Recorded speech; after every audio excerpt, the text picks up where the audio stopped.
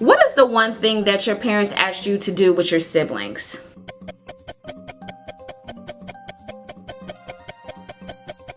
Sharing, of course. Sharing is caring. Basically, you share with your siblings, you shared with your classmates when you were younger. Sharing is something that everyone has to do. And in terms of media and technology, it is no different. Sharing is allowing someone to use something of yours with your permission, of course.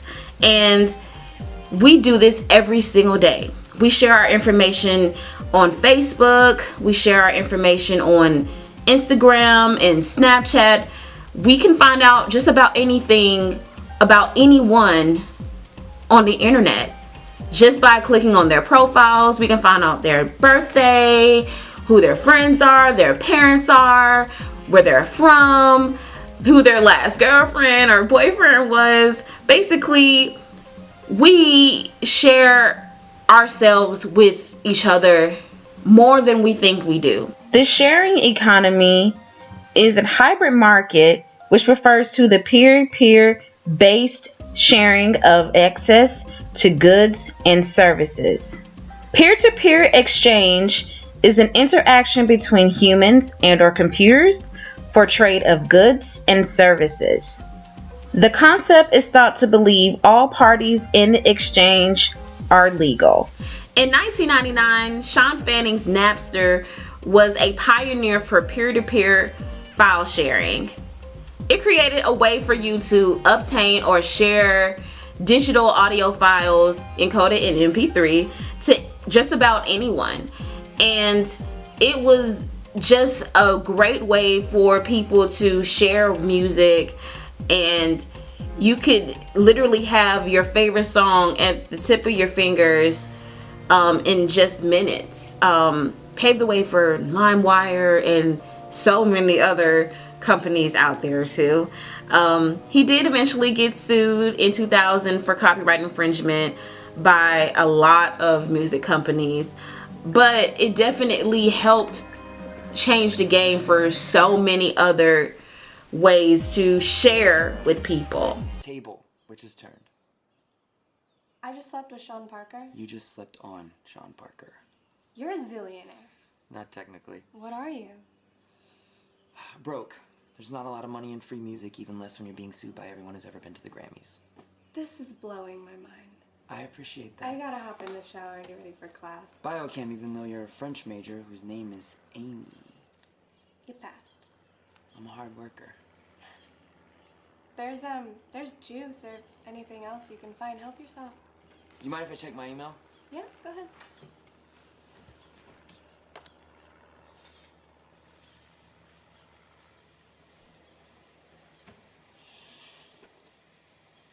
Amy!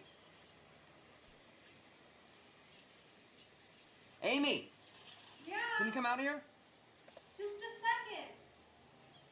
second. There's a snake in here, Amy. What? Where? Okay, there isn't a snake, but I need to ask you something. Are you kidding me? I could have been killed. How? By running too fast and getting twisted in the cart. What do you need to ask me? Yeah, I went to check my email and there's a website open on your computer.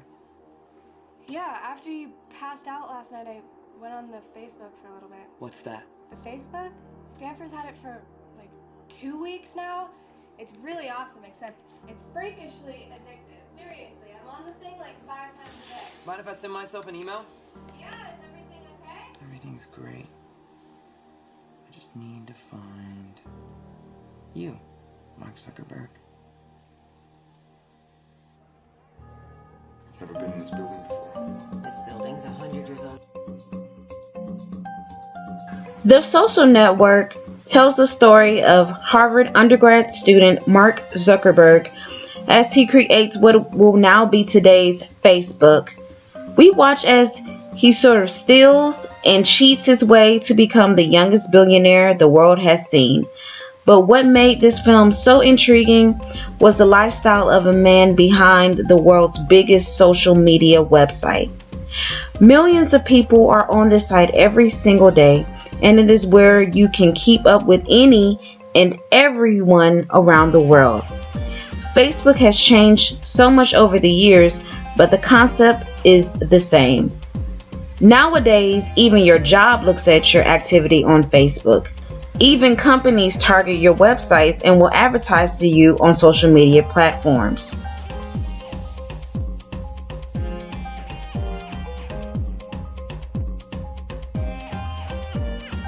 Nowadays, we use certain ways to even get into our phones and cars by voice recognition, finger scanning, just about anything. It's just so many ways that people can get your information by you willingly sharing your information. Taxis are no longer the only way to get a ride nowadays. You can just download the Uber or Lyft app and basically get a ride within 10 minutes and get half the cost you would pay in an actual taxi nowadays. Uber and Lyft are one of the most used apps of day-to-day life now. Living in a big city like Atlanta, it's easily accessible to get an Uber or Lyft just to go to work or any place. If you do not have a car or you don't want to drive, or just on any occasion, you can just say, hey, I need a ride. Hey, I have the app. Okay, I just want to go to such and such. Oh, this is how much it's gonna be. Oh, great. It's that simple. And we're telling them who we are, our names, our numbers, our emails, and even our card information. But what do we know about the person that's driving us? In other words, we share so much of ourselves within the digital age. How do we know, what do we know about the people that we're sharing this information with? So I decided to talk to an Uber driver and basically get their account on what it's like to be an Uber driver and their pros and cons and benefits of that. My name is Ms. Shanda Johnson. I'm a special education teacher for Gwinnett County Schools. In addition to being a special education teacher, I also drive for Uber and Lyft approximately 20 hours a week, mostly Friday nights, Saturdays, and Sundays. I started driving for Uber and Lyft based off a recommendation from one of my colleagues at work. They explained to me that I could make good part-time money or extra money for driving.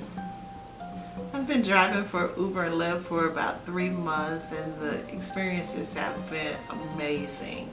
I love driving. I love meeting new people. I love learning the city. I'm going from Bankhead to Buckhead, and it has been a whirlwind ride.